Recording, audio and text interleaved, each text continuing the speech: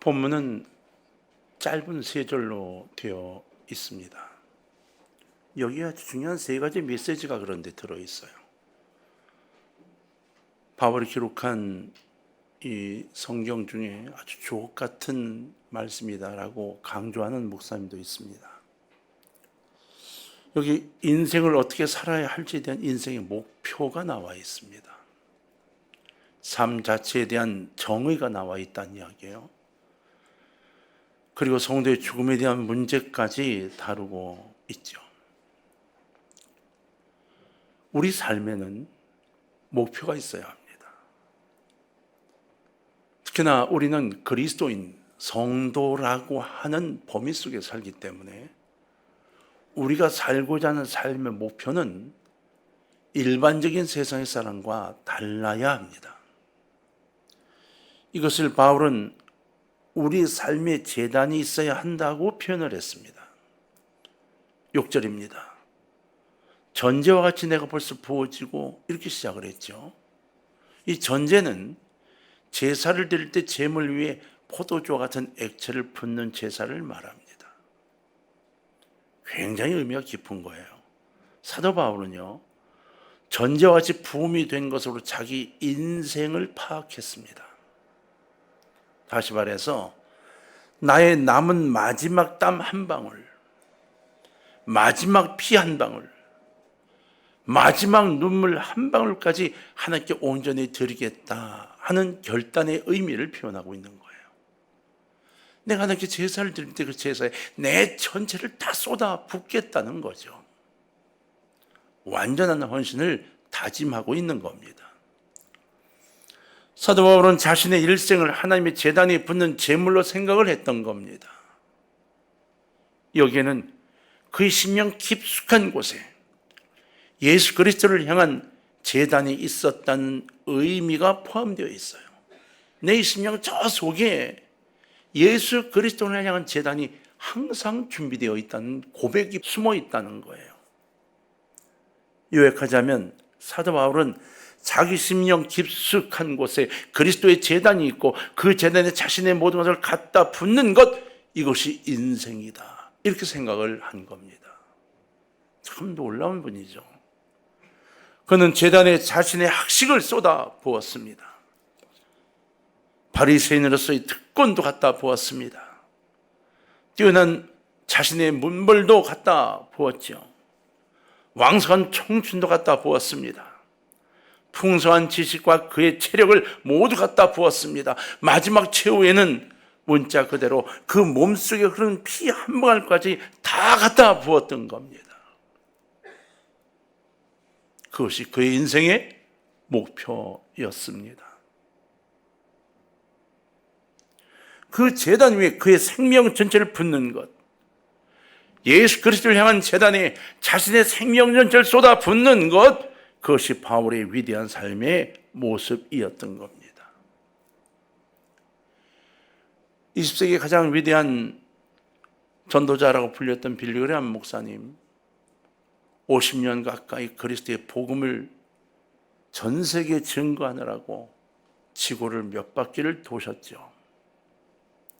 그리고 그 마지막 삶이 어떠했는가에 대한 소식이 들려왔습니다. 자신의 삶 전체를 들여 복음을 전파했고 수없이 많은 사람이 그리스도의 피 묻은 십자가의 복음을 전했습니다. 그 마지막 삶의 불이 남아있을 때 몸에 파킨슨 병이 걸려 있음을 확인하죠. 몸이 점점 굳어가는 병이잖아요. 온몸이 다 힘을 잃어가고 근육이 이제 힘을 잃어 움직이지 못하게 되는 병이죠. 그럼에도 불구하고 자신의 마지막 건강까지도 주님께 바쳤습니다. 몸이 마비되어 감에도 불구하고 모스크바에서 집회를 가졌죠. 러시아 아무도 못 들어가는 그곳에 들어가 대형 집회를 가졌습니다. 도저히 집회를 하지 못한다는 일본에도 들어가 집회를 했죠. 빌리 그레이엄 목사님은 자신의 인생이 녹슬어져서 없어지기보다 그냥 닳아서 없어지기를 바라는 삶을 살았던 겁니다. 우리는 어떻게 하면 마지막 삶을 아름답게 살까를 고민하죠.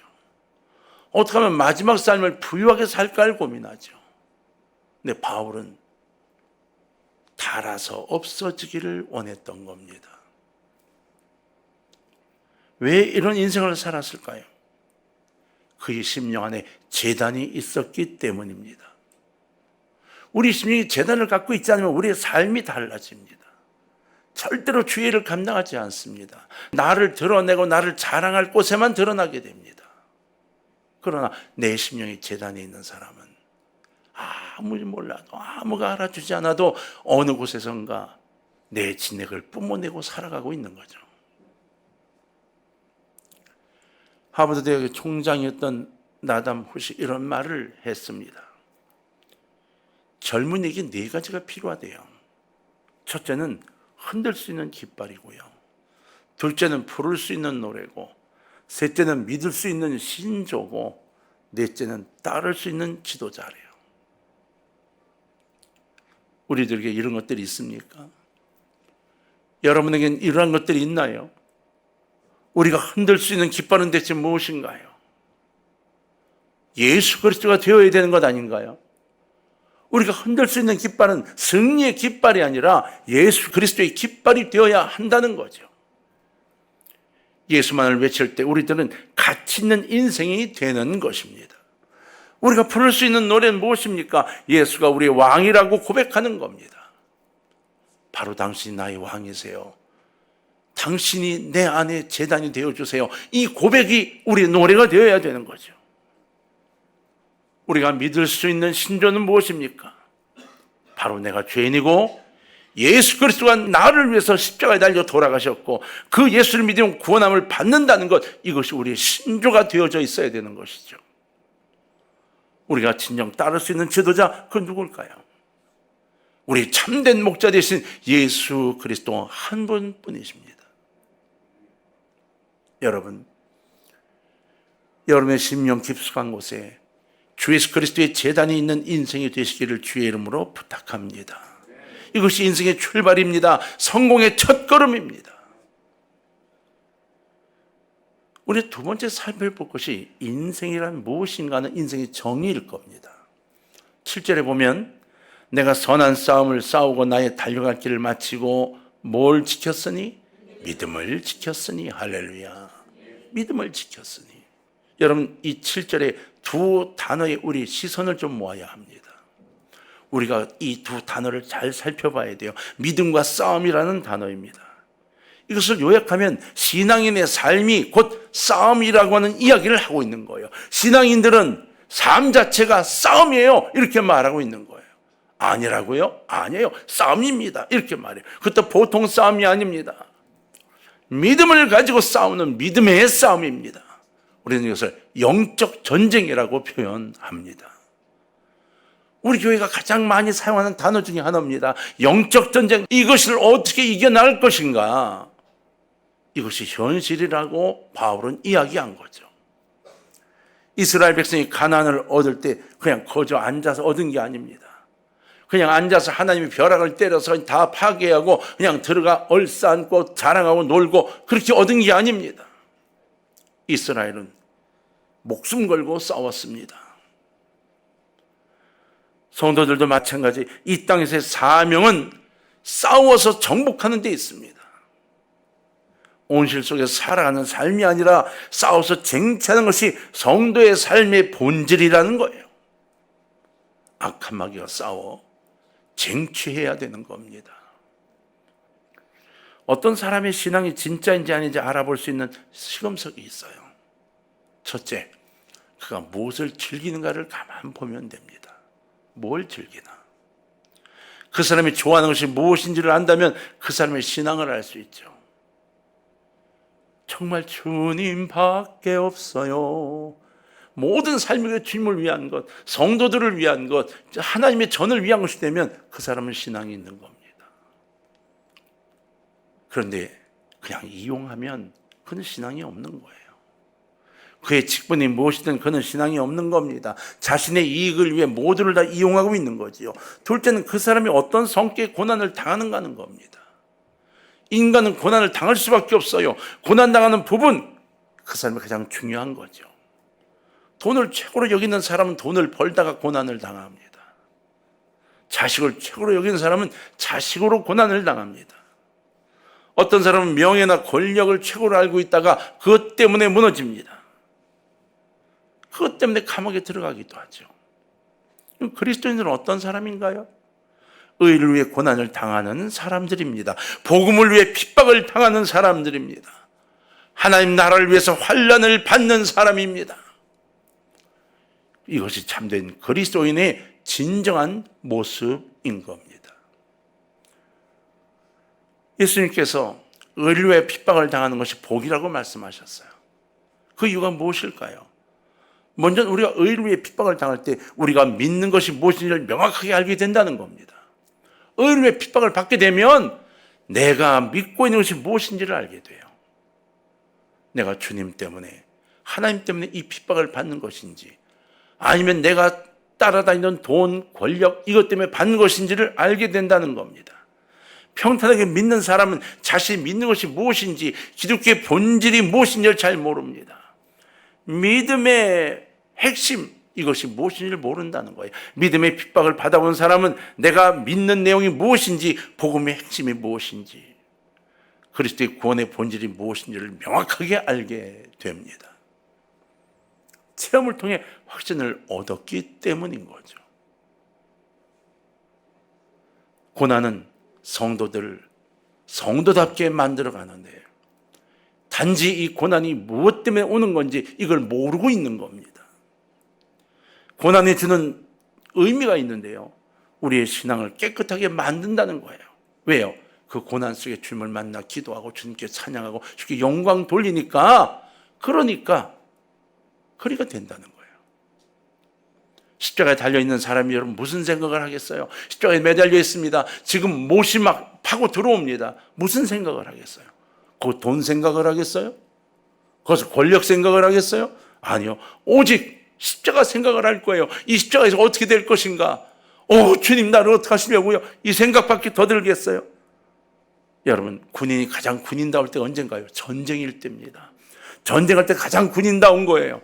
군인이 군인답지 않을 때 언젠가요? 평화로울 때예요. 당나라 군대처럼 하고 다니는 것 정말 군인 같지 않잖아요. 우린 여러분 미안하지만 영적 전쟁 가운데 있는 사람들이에요. 신앙의 군인입니다. 십자가의 군병입니다. 성경 우리를 그리스도의 군사라고 이야기하고 있어요. 여러분, 군사가 가장 군사다울 때 바로 영적인 전투가 있을 때입니다. 싸움이 있을 때입니다. 하나님께서 이러한 싸움을 통해서 깨끗하고 정금 같은 성도로 변화받기를 원하고 계시는 겁니다. 인생은요, 믿음의 싸움입니다. 진정으로 믿음의 선한 싸움을 싸우는 사람들에게 물어보십시오. 제일 큰 어려움이 무엇인가를. 그분들이 돈이라고 말하지 않습니다. 그분이 건강이라고 말하지 않습니다. 그분들이 말하는 가장 큰 어려움은 무엇일 것 같아요? 고독입니다. 영적 고독. 믿음의 선한 싸움을 싸우게 되면 엄청난 실존적인 고독을 느끼게 됩니다. 사단은 좌우에서 밀려 들어오고 있는데 나는 어떻게 할 방법이 없는 겁니다. 나 혼자 싸우는데 누구도 내 곁에 있지 않은 것 같은 겁니다. 여러분, 그 고독을 느껴보셨습니까? 느껴보셔야 합니다. 그래야 영적 전쟁이 무엇인지를 알고 사단이 얼마나 무서운지를 압니다. 세상을 살아가며 그저 돈이 필요해서, 건강이 필요해서 죽기 그것만 기도하는 그 단계를 뛰어넘어 영적 전쟁의 군사가 되어야 됩니다. 그래서 영적으로 고독한 것이 얼마나 힘든가를 깨닫고 함께하는 사람들이 될 때 우리는 십자가의 군단이 되는 겁니다. 매 순간마다 하나님께서 명확하게 이것이 하나님 뜻이라고 가르쳐 주었으면 참 좋겠는데 하나님은 대답이 없으십니다. 답답하죠. 무엇이 하나님의 뜻인지를 알 수가 없을 때가 많습니다. 여러분, 요셉 봅시다. 요셉이 보디발의 집에서 감옥에 정말 큰 고생을 했습니다. 그때 하나님이 말해요. 어느 날 좋아요, 아무 때라도 꿈에만 나타나셔가지고 나는 하나님이다. 요셉아, 걱정하지 마라. 힘들어 조금만 참어. 네가 곧 총리가 될 거다. 그럼 요셉이 힘들었겠어요? 총리가 된대. 안 합니다. 그렇게 절대로 말씀 안 하십니다. 이 고난이 꼭 끝난다 얘기 안 해주십니다. 왜요? 믿음을 필요로 하기 때문이에요. 믿음을 갖고 인내하며 주님께 기도하기를 원하시기 때문입니다. 어려운 가운데 믿음으로 이기를 원하시기 때문입니다. 가르쳐주지 않아야 성숙함이 있기 때문입니다. 가르쳐주지 않아야 믿음의 용사로 변화될 수 있기 때문입니다. 아이에게 다 가르친다고 되는 것이 절대로 아닙니다. 창세기 12장에서 25장까지 아브라함의 이야기가 나오는데 75세부터 이야기가 쭉 죽을 때까지 이야기가 나옵니다. 매장마다 하나님 임재가 계속 나와 있죠. 그 우리는 착각하죠. 야, 하나님이 아브라함은 계속 얘기하셨나 봐. 근데 실은 가만 살펴보면 성경에는 75세에서 아브라함이 죽을 때까지 여러분 10번밖에 임재하지 않으십니다. 계속 대화를 나누고 임재의 관계가 이뤘을지 모르지만 어쨌든 10번밖에는 성경에는 하나님을 만난 것으로 되어 있지 않습니다. 그런데요, 그러한 가운데 기간이 얼마나 지난가를 살펴보면 대략 10년에 한 번꼴로 아브라함과 만나셨다, 이렇게 계산이 됩니다. 그런데 아브라함은 그러한 가운데서 승리하고 이겨내고 싸워 나간 거죠. 여러분, 나이가 100세가 다 되어갑니다. 아이를 낳을 기미는 보이지 않죠. 부인도 점점 늙어갔습니다. 그래서 부인과 하나로 묶어 엉뚱한 생각을 하게 됩니다. 하글이라는 여정을 통해서 이스마엘을 낳았지요. 이 모든 사건, 이걸 통해서 다른 길로 가고 있지만 하나님은 여전히 침묵하셨습니다. 목사도 정답을 알려주지 않습니다. 왜냐하면 정답을 알지 못합니다. 무엇을 알려주는가요? 원리를 가르쳐 줍니다. 하나님과 대화할 수 있는 원리, 하나님과 이야기할 수 있는 원리, 하나님 뜻을 분별할 수 있는 원리를 가르쳐 주는 거죠. 하나님 주시는 원리는 복음을 증거해야 한다는 겁니다. 세상에 생명을 심어야 한다는 거예요. 구하면 들어주신다는 겁니다. 더 구체적인 것은 하나님께서 인도하신다는 것, 바로 이것을 알려주는 겁니다. 갈등의 싸움은 본인과 하나님 사이에 1대1로 하는 겁니다. 주를 믿고 의지하며 한 걸음 한 걸음 나아가는 겁니다. 내가 지금 순종해야 할 내용이 무엇인지, 그것을 그 순종해 나가는 것이 믿음의 선한 싸움이라는 것을 깨달아가며 승리의 길로 걸어 나가는 것입니다. 그 다음에 우리가 확실하게 아는 것은 마지막 결과가 결국은 축복으로 오게 되어 있다는 원리입니다. 여러분, 선한 싸움에 마지막까지 견뎌 승리하시기를 바랍니다. 그러면 정말로 엄청난 축복이 쏟아지게 되어 있습니다. 로마서 8장 28절에 보면 우리가 알거니와 하나님을 사랑하는 자, 그 뜻대로 부르심을 입은 자들에게는 모든 것이 합력하여 뭐를 이룬다? 선을 이루느니라. 할렐루야. 야가지지 맙시다. 똑똑한 척하지 맙시다. 그냥 바보같이 삽시다. 성도는 결과를 믿는 것이지 과정을 믿는 것이 아닙니다. 현실이 있습니다. 그리고 마지막 약속이 있을 뿐입니다. 우린 중간은 잘 모릅니다. 야곱은 객지에서 20년 동안 죽을 고생을 당했습니다. 그 와중에도 하나님의 축복으로 말미암아 많은 양떼를 이끌고 고향으로 돌아오지요. 이 소식을 들은 그의 쌍둥이 형 에서가 있었는데 이 에서가 성질이 잔뜩 났습니다. 이놈은 그냥 죽여버리고 말 거야. 그래서 400명의 군사를 이끌고 달려옵니다. 야곱은 성격이 참 소심했죠. 그리고 여성적이었습니다. 겁이 난 그는 야복강가에 가 엎드렸습니다. 그냥 가서 엎드린 게 아닙니다. 그 많은 재산을 다 때려 나누어 어떻게든 얼마나 남겨 도망갈 준비를 하고, 자식들도 가장 사랑하는 자식을 맨 끄트머리에 남겨놓고 데리고 도망갈 준비를 다 했으면 얼마나 얕습니까? 제가 제일 싫어하는 사람 중에 하나입니다. 너무 얕습니다. 근데 어떻게 방법이 없으니까, 이 모든 걸 놔두고 도망갈 수가 없으니까 야복강가에서 매달려 기도했습니다. 여러분, 다리를 절도록 엉치뼈가 부러지죠. 이골됩니다. 진흙처럼 기는 신세가 됐습니다. 그러나 하나님께 매달렸던 그는 하나님으로부터 이제 야곱이라 부르지 말고 이스라엘이라 하라, 이 귀한 역사의 음성을 듣습니다. 여러분, 이후로 야곱은 평생 불구가 되었을지도 모릅니다.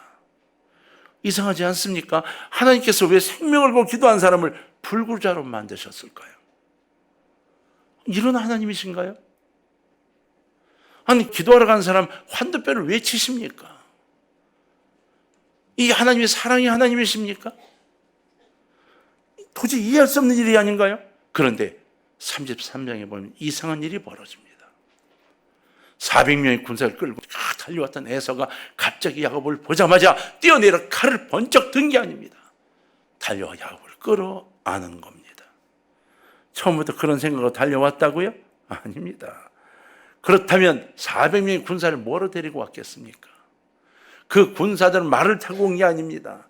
늦는 그 부대를 이끌고 왜 왔겠어요? 자기 혼자 달려와서 동생을 만났겠죠? 아닙니다. 돌아오는 동안에 야곱은 비참한 신세가 됐습니다. 다리를 질질 끄는 지렁이 같은 신세가 됐고, 그냥 죽게 매달려 기도하느라고 온몸이 다 그냥 지저분해지고, 그래서 그 동생을 바라본 에서의 마음이 어땠을까요? 그보다 더 중요한 게 있습니다. 하나님의 마음을 움직였다는 겁니다. 하나님이 에서의 마음을 움직여 주신 거죠. 여러분, 우리는 하나님의 역사가 어떻게 일어나는가를 이 야곱과 에서를 통해 봅니다. 야곱이 약복강가에 다리가 위골되어 이 절개된 것, 이게 고통일까요? 그렇지, 고통일 수 있어요. 그런데 야곱을 살려주기 위한 하나님의 축복일까요? 이 두 가지로 나눠보세요. 그것이 고통일까요? 아니면 살려주기 위한 축복일까요? 위골된 것으로 살아날 수 있다면 당연히 그렇게 돼야 되지 않겠습니까? 그렇다면 축복인 겁니다. 멀쩡하게 갔으면 맞아 죽었을 겁니다. 하나님께서 약복강가의 시름을 통해서 그의 심령을 뒤집어 놓으셨을 뿐만 아니라 에서로부터 그를 보호해 주시고 형제 간의 갈등도 해결해 주셨습니다. 하나님께서 합력과의 선을 이루신 것이죠. 그래서 여러분, 야고보 사도는 우리에게 이렇게 말합니다. 야고보서 5장 13절에서 너희 중에 고난당하는 자가 있느냐? 그는 기도할 것이요. 즐거워하는 자가 있느냐? 그는 찬송할지니라. 할렐루야. 우리는 어떤 존재입니까? 우리의 삶에 시시각각으로 다가오는 문제가 있습니까? 고난이 있으면 기도하십시오. 하나님의 뜻이 있습니다. 즐거움을 주십니까? 찬송하면서 하나님께 주신 평탄과 즐거움을 감사하시기를 바랍니다. 그것은 하나님 일하는 데 사용하셔야 합니다. 헌신자가 되어야 합니다. 나를 위해 사용하지 말고 주의 영광을 위해 사용하는 사람이 되어야 합니다. 그것이 믿음의 선한 싸움의 시작인 것입니다. 여러분 가운데 고난당하는 사람이 있습니까? 하나님께서 마지막에 축복해 주실 것입니다. 믿음으로 싸우십시오. 이것이 성도의 모습이라는 것을 기억하시고 우리 인생 전체를 믿음의 선한 싸움을 싸워 승리를 맛보시는 그런 분들이 되기를 주의 이름으로 축원합니다. 6절 하반절에 보면 나의 떠날 시각이 가까웠다고 했어요. 죽을 때가 된 거죠. 여러분 8절을 다 같이 한번 읽겠습니다. 자, 이제 마무리합니다. 시작. 이제 후로는 나를 위하여 의의 멸류관이 예비되었으므로 주곧 의로우신 재판장이 그날에 내게 주실 것이며 내게만 아니라 주의 나타나심을 모든 자에게니라. 할렐루야. 인간은 죽음 앞에 본능적으로 두 가지를 안다고 해요. 첫째는 하나님의 심판이 있다는 걸 안답니다. 그리고 두 번째는 내가 의인이 아니었구나, 이걸 안돼요. 그래서 이 땅에 살아있는 동안 정말 주님을 위한 존재가 되고 의인의 믿음이 생기도록 주님을 꼭 만나시는 분이 되기를 성경은 요청하고 있는 겁니다. 임종하는 분들을 그 앞에 놓고 여러분, 참 훌륭한 인생을 사셨어요, 선생님. 이제 세상을 떠나시는데 선생님 이런 일이 너무나 많습니다. 이런 이야기 하지 마십시오. 그에게 예수 그리스도를 전해 주십시오. 인생이 아무리 훈련을 남겼다 해도 그는 괴로워합니다. 왜? 눈에 지금 보이는 게 있습니다. 자기를 데리러 온 악한 마귀가 보입니다. 여러분, 임종하신 분이 거들랑 찬송과 복음을 전해 주시기를 주의 이름으로 부탁을 드립니다. 저는 여러분 모두가 이런 분이 되었으면 좋겠어요. 우리 평소에 나는 죽을 때 주님을 찬양하며 죽으면 좋겠어, 이런 이야기를 그냥 습관적으로 했으면 좋겠어요. 그리고 마지막 진짜 이 땅을 떠나기 전에 자녀들을 모아놓고 얘들아, 이제 내가 아주 귀한 여행을 떠나려고 해. 여행을 축복해줘. 그리고 만약 이 땅을 떠나기 전 정신이 들어서 이야기할 수 있는 사람 됐거든. 다음에 만나자고. 내 여행을 위해 기도해달라고. 두 손 들고 환송해달라고. 기쁨의 길을 걸어가는 여러분 되기를 주의 이름으로 부탁합니다. 죽음이 두려운 사람은 미안하지만 그리스도인이 아닙니다. 다음 세대를 바라며 기뻐할 수 있어야 합니다. 이것은 십자가의 군병이 갖는 위대함입니다. 죽음이 두려운 분들이 계십니까? 주님 앞에 조금 더 걸어 나오십시오. 주님을 꼭 만나십시오. 기쁨이 되고 승리가 될 것입니다. 꼭 기억하시고 한평생 마친 그 삶 전체의 끝까지 신실한 십자가의 군병 되시기를 주의 이름으로 축원합니다.